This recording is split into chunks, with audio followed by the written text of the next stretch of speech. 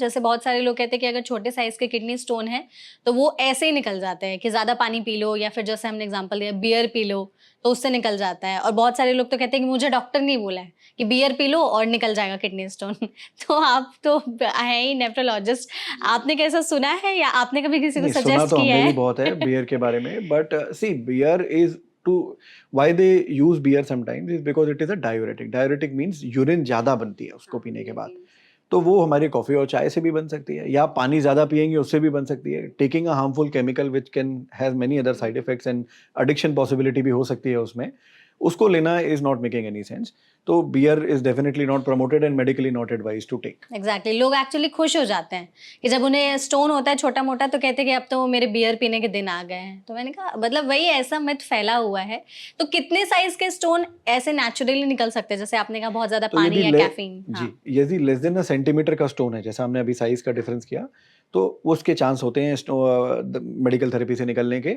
Less than 5 millimetre में chance बहुत strong होते हैं, उससे ऊपर है तो चांस कम हो जाते हैं। और उसमें सिर्फ पानी या बियर या लिक्विड्स का रोल नहीं है, उसमें कुछ मेडिकल थेरेपीज भी होती हैं जिनको हम हाथों हाथ यूज करते हैं, क्योंकि जो हमारे यूरेटर्स होते हैं वो उनमें अंदर स्पाजम आ जाता है। तो you have to use some anti spasmodics और शॉर्ट कोर्स ऑफ स्टेरॉइड्स भी कई बार इसमें यूज होते हैं, जिससे स्वेलिंग कम होती है, इन्फ्लेमेशन कम हो जाता है और स्टोन पास होने में हेल्प होती है। बट ये थेरेपी कभी किसी को भी अपने लेवल पे आमतौर पे हम कहते हैं गूगल करके अपनी थेरेपी लेना, ये बिल्कुल वैलिड नहीं है। आपको यदि स्टोन होता है तो please meet a proper physician और a nephrologist to discuss what are your options, and medical therapy से हो सकता है कि नहीं, या आपको सर्जिकल इंटरवेंशन की रिक्वायरमेंट है। एग्जैक्टली तो जैसे आपने कहा कि इस तरह से अगर छोटे स्टोन हैं, उनके साइज छोटे हैं, तो वो पानी पीने, कैफीन या फिर आप लोग जो एडवाइस देते हैं मेडिकल थेरेपी उससे निकल जाता है। तो हम इसे देख सकते हैं अगर वो पास हो गया तो? बहुत छोटा जो स्टोन होता है वो आमतौर पे जब आप यूरिन पास कर रहे होते हैं तो वो नहीं आपको विजिबली दिखता, लेकिन उसमें हम कई पेशेंट्स को सलाह देते हैं कि आप ट्राई टू, जब आप यूरिन पास कर रहे हैं तो किसी फिल्टर या छन्नी जिसे हम बोलते हैं उसमें कर सकते हैं, जो बहुत छोटी छन्नी होगी। तो उसमें छोटे मोटे स्टोन कई बार आपके पकड़ में आ सकते हैं, and it can be very useful, क्योंकि यदि आपके वो पकड़ में आते हैं and we can send them for analysis, तो आपको ये पता चलता है एग्जैक्ट कि आपका स्टोन किस चीज से बना हुआ है। तो स्टोन, सारे स्टोन एक जैसे नहीं होते हैं, किसी की जो कॉन्स्टिट्यूएंट्स होते हैं वो अलग अलग हो सकते हैं। 70-80% केस में कैल्शियम ऑक्सलेट होता है, बट बाकी और भी कई तरह के स्टोन्स, हमारे यूरिक एसिड स्टोन्स भी होते हैं, सिस्टीन स्टोन्स भी होते हैं जो जेनेटिक होते हैं। तो ऐसे कई तरह के स्टोन्स होते हैं। तो यदि आपको ये स्टोन पकड़ में आता है तो it becomes very important for you, क्योंकि उसके हिसाब से आपकी मेडिकल थेरेपी, फ्यूचर में रिकरेंस का चांस और आगे की डिस्कशन हो सकती है। तो अगर किसी को ऐसा स्टोन मिल गया यूरिन पास करते समय, तो इसके बाद का क्या प्रोसीजर है? आपने जैसे कहा लैब में, और फिर ऐसे कैसे डायग्नोज किया जाता है कि वो किस टाइप के स्टोन है? जैसा आप बता रहे थे अलग अलग टाइप, उसको थोड़ा सा इलाबोरेट करिए। तो जैसा हमने, यदि स्टोन मिल गया है तो आप, वो आई एम श्योर कोई नॉर्मली छन्नी में नहीं पास करेगा, किसी डॉक्टर ने आपको सलाह दी होगी, तो आप यदि डॉक्टर की सलाह पे आपको मिल गया है तो डॉक्टर के पास वो आप लैब में सबमिट कर सकते हैं। लैब में केमिकल एनालिसिस के थ्रू वो कैल्शियम ऑक्सलेट है, कैल्शियम फॉस्फेट है, स्ट्रूवाइट है और ऐसे कई तरह के स्टोन्स हैं, उनकी जानकारी लगती है। वो आपके पास लैब से रिपोर्ट आती है कि इस तरह का स्टोन है।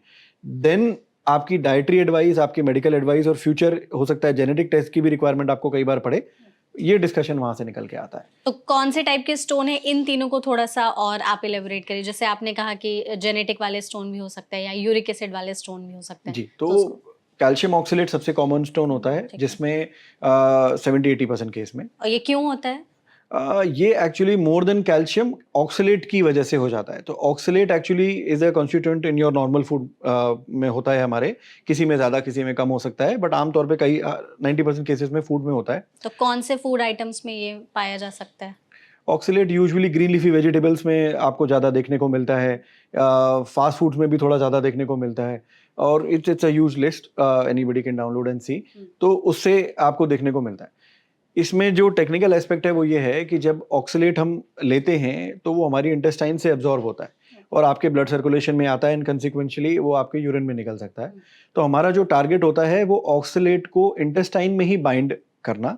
तो पहले तो यदि कोई हैवी ऑक्सलेट डाइट आप ले रहे हैं तो उसे कम करें, और थोड़ा बहुत तो जाएगा ही, तो उसे अवॉइड करने के लिए हम कैल्शियम बाइंडिंग सोर्स यूज करते हैं। तो ये थोड़ा सा एक मिथ है कि हम, यदि किसी को स्टोन है तो हम मिल्क एंड मिल्क प्रोडक्ट्स या कैल्शियम की टैबलेट नहीं लेनी चाहिए, ये actually if you use them wisely, दी आप खाने के साथ, इन द सेंस खाने के बीच में उस कैल्शियम के टैबलेट को यूज करते हैं विथ मील्स, तो आपके खाने के ऑक्सलेट को वो बाइंड करके आपके स्टूल्स में पास कर देते हैं और एक्सेसिव ऑक्सलेट आपकी बॉडी में नहीं जाता, जिससे आपके स्टोन बनने के चांसेस कम हो जाते हैं। इसी तरह से जैसे आपने जेनेटिक का सवाल पूछा, तो इसमें कई स्टोन्स होते हैं, जैसे सिस्टीन स्टोन्स होते हैं, ये जेनेटिक भी हो सकते हैं, ये बहुत रेयर हैं लेकिन। तो आपको अपने स्टोन्स को ये सोचना कि वो जेनेटिक हो सकते हैं और उसकी जेनेटिक टेस्टिंग कराना, क्योंकि ये बहुत इजीली अवेलेबल भी नहीं होती टेस्टिंग और महंगी भी बहुत होती है, तो अपने लेवल पे ये टेस्ट नहीं करना चाहिए। ये बहुत रेयरली आपको स्टोन देखने को मिलेंगे। Uric acid stone, uric acid भी एक बहुत कॉमन प्रॉब्लम देखने को मिल रही है। तो यूरिक एसिड स्टोन भी एक्चुअली इफ 10 से 12 लोगों को यूरिक एसिड की प्रॉब्लम है तो सबको स्टोन बनेंगे ऐसा नहीं है, तो मुश्किल से 1 या 2 लोगों को उसमें से स्टोन बनने की पॉसिबिलिटी होती है। तो ये भी एक कंपैरेटिवली रेयर स्टोन होता है। इसी तरह से हमारी एक जेनेटिक बीमारी होती है हाइपर ऑक्सील्यूरिया, उसमें ऑक्सीलेट आपकी बॉडी, एक एंजाइम की डेफिशिएंसी बॉडी में हो जाती है, जिससे आप ऑक्सीलेट स्टोन्स बहुत पास कर रहे होते हैं। उसमें आपका डाइट का उतना रिलेशन नहीं है, बट ऑक्सीलेट स्टोन बहुत पास कर रहे होते हैं। तो ऐसे पेशेंट्स को रिकरेंट ऑक्सीलेट की प्रॉब्लम होती है, जिससे कई बार किडनी भी डैमेज होती है। और इसमें सबसे इंपॉर्टेंट चैलेंजिंग बात ये होती है कि जब यदि मान लीजिए इन स्टोन्स के बार बार बनने से किडनी में डैमेज आ जाए, तो जब आप किडनी खराब होने पे हमारे पास डायलिसिस और ट्रांसप्लांट के ऑप्शन होते हैं, हमने कई बार डिस्कस किया है इस टॉपिक पे। तो यदि ट्रांसप्लांट जब आप करते हैं इन पेशेंट्स का, तो आपको किडनी के साथ साथ लिवर का ट्रांसप्लांट भी करना पड़ता है, क्योंकि ये जो एंजाइम है ये लिवर में होता है। तो लिवर में यदि हम उसको रिप्लेस नहीं करते, तो जो आप नई किडनी लगाएंगे डोनर की, उसमें भी बार बार स्टोन्स बनना शुरू हो जाएंगे, तो वो किडनी भी खराब हो जाएगी। तो ये बहुत एक इंपॉर्टेंट एस्पेक्ट हो जाता है यदि इस तरह का स्टोन आपका पकड़ में आता है। तो genetics has a huge role to play.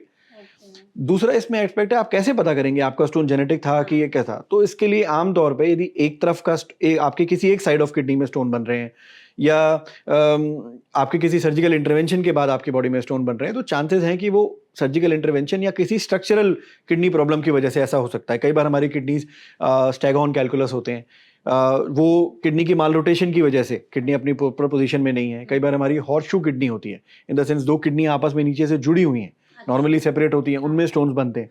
कुछ जेनेटिक बीमारियां होती हैं एडी पीकेडी, उनमें स्टोन बनने का चांस होता है।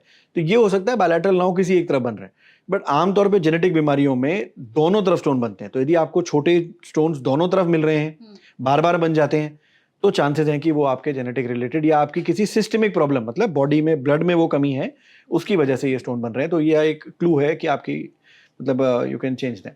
तो ये जेनेटिक वाली जो किडनी स्टोन वाली प्रॉब्लम है, इसको हम कैसे डायग्नोज कर सकते हैं? क्या कोई टेस्ट होता है पहले से? और अगर हमें पता है कि हमारी फैमिली हिस्ट्री में किडनी स्टोन की प्रॉब्लम रही है, तो हम पहले से क्या प्रिकॉशंस ले सकते हैं ताकि ये ना हो? तो हमने शुरुआत में डिस्कस किया कि आपको आपकी फैमिली में स्टोन है और यदि उनका स्टोन एनालिसिस हो गया है, तो उससे आप पता लगा सकते हैं आपको किस तरह के स्टोन बन रहे हैं। या आपके केस में आपने स्टोन पकड़ लिया है या सर्जिकल इंटरवेंशन में मिल गया है, तो उससे पता चल जाएगा। यदि दोनों केसेस में नहीं पता है कि स्टोन क्या है, तो हम उसे as a blanket calcium oxalate का स्टोन मानना होता है, क्योंकि वो 70-80% केसेस में वही होता है। तो उसकी प्रिवेंशन थेरेपीज में जो इनिशियल डाइटरी चेंजेस आते हैं, वो होता है आपको नमक कम लेना चाहिए। यदि आप नमक ज़्यादा लेते हैं, तो आपके कैल्शियम यूरिन में सिक्रीट होने का चांस बढ़ता है और उससे फिर स्टोन बनने का चांस बढ़ जाता है। तो नमक आपको अपने खाने में कम रखना चाहिए। पानी की मात्रा, यदि आप रिकरेंट स्टोन फॉर्मर हैं, आपको बार बार स्टोन बन जाते हैं, तो 3.5 लीटर से ऊपर आपको यूरिन पास करनी है।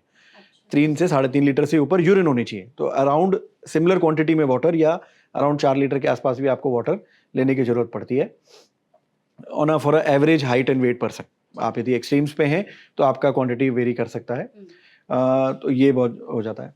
ओके, तो मतलब इसमें पानी और नमक का रोल थोड़ा पानी का ज़्यादा है। नमक और का रोल यूजुअली डेफिनेटली हाँ, होता है। लोगों में मिथ्स बहुत है नमक को लेकर के भी। तो इसमें एक और चीज़ है कि व्हाइट सॉल्ट, रॉक सॉल्ट, इन सब का भी डिफरेंस होता है, या कोई भी सॉल्ट इन हमें सॉल्ट्स अवॉइड में करना? डिफरेंस पोटेशियम का होता है मैम। ओके। तो यदि हम नॉर्मली रॉक सॉल्ट, काला या सेंधा नमक लोगों को इसलिए बोलते हैं खाने, क्योंकि उसमें पोटेशियम ज़्यादा होता है।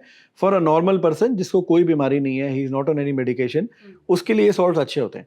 बट जिन पेशेंट्स को किडनी की बीमारी होती है या वो कुछ सर्टेन हाइपरटेंसिव मेडिकेशंस पे होते हैं, उनमें पोटेशियम एक्सेस वाले सॉल्ट्स, ये रॉक सॉल्ट या सेंधा काला नमक जिसे हम बोलते हैं, वो लेने से कई बार नुकसान भी हो सकता है। स्टोन पर्सपेक्टिव से बात की जाए, तो इन दोनों स्टोन्स में बहुत ज़्यादा, दोनों नमक में बहुत ज़्यादा फर्क नहीं है।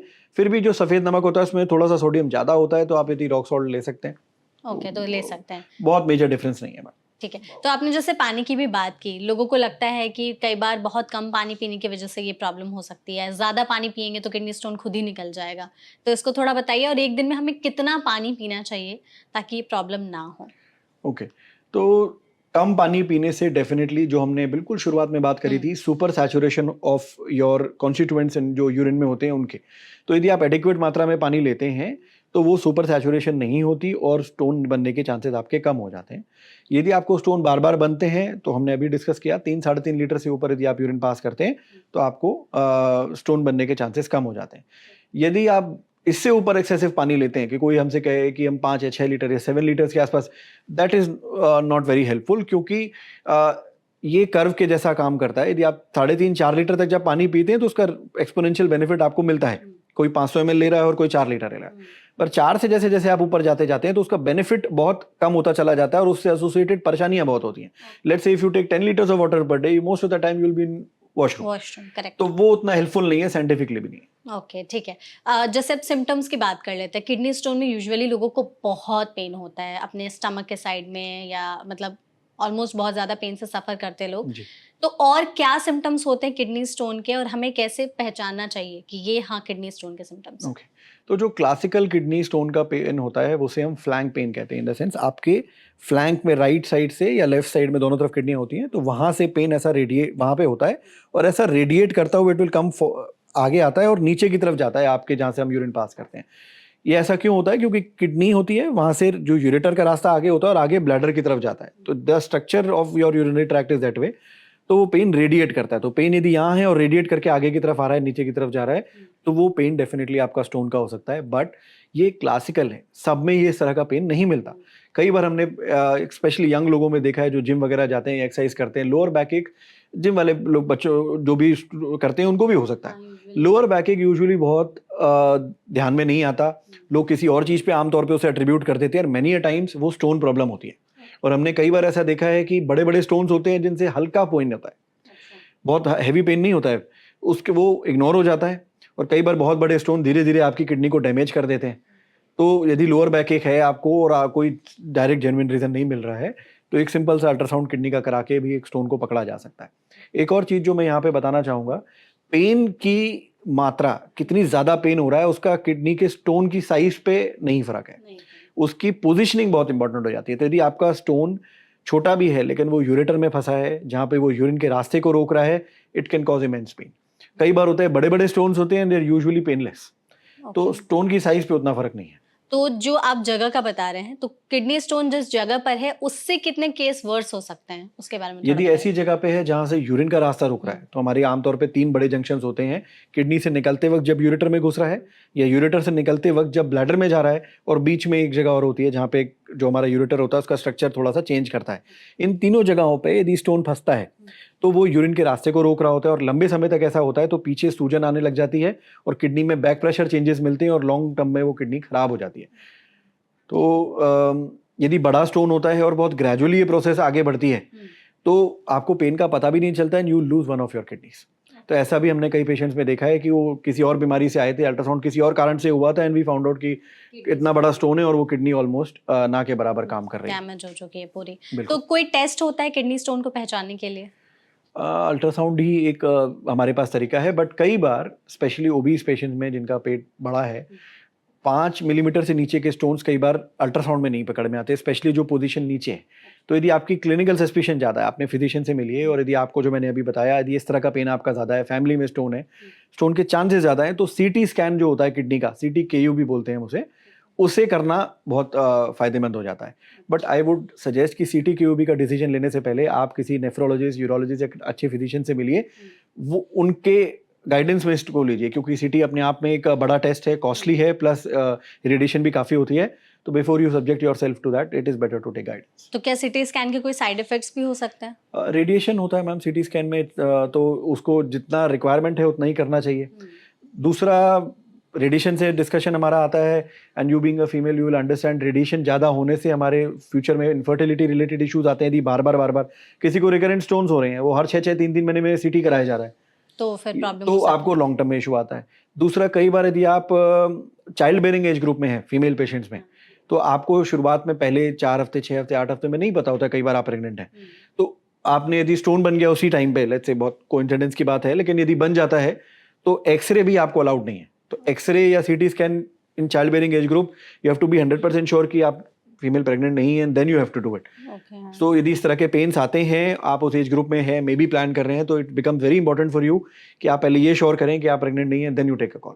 बट अल्ट्रासाउंड से पकड़ में आता है, तो अल्ट्रासाउंड से प्रेगनेंसी में कोई नुकसान नहीं होता, तो we can take ultrasound as a modality. Rarest case होते हैं जैसा कि आपने कहा कि ओबीज लोग होते हैं, उनमें ही पकड़ नहीं आता, मोस्टली अल्ट्रासाउंड में पकड़ में आ मोस्टली आ जाता है. जाता है. ओके.